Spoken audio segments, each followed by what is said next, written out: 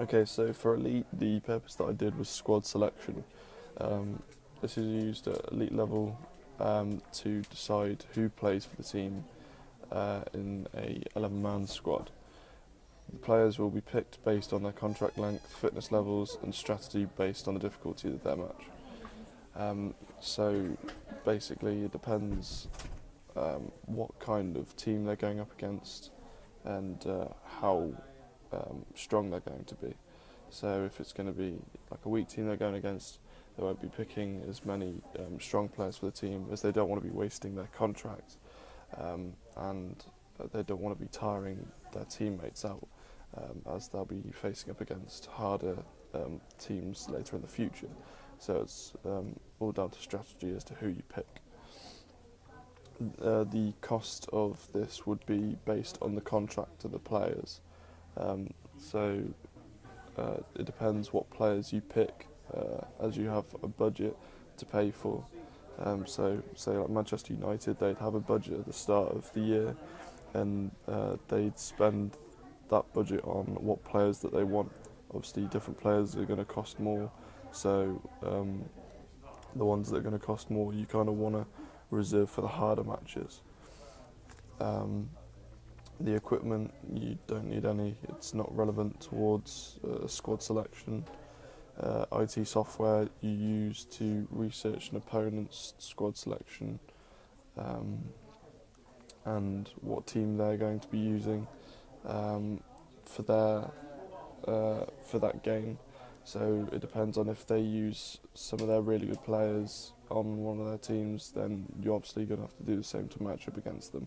Otherwise you're going to have trouble, and you'll end up losing the match. The time would be based on how long is left on the contracts. So when you have a squad, you have them for as long as you don't use them, but once you start using them, their contract's going to start running out, and they have a select amount of games that they're used for, and their contract runs out within like a set amount of months. So you want to make sure that you utilise them.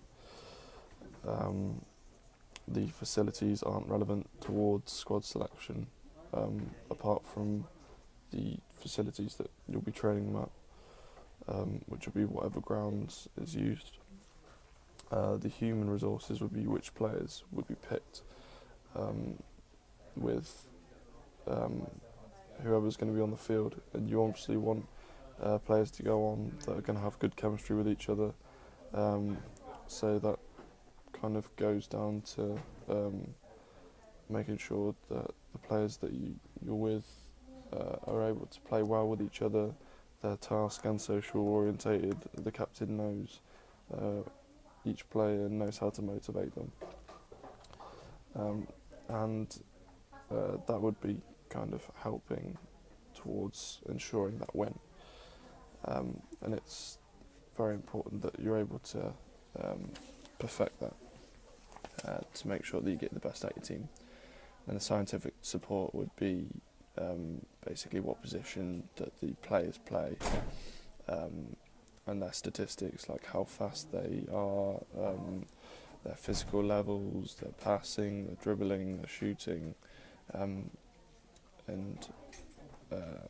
basically you want to try and make sure that you can get a fair squad, and not use too many good players or too many bad players, or too many inexperienced players when you're making your squad selection, as you want to make sure that you get a fair and even team, depending on whoever else is playing on the opponent's team.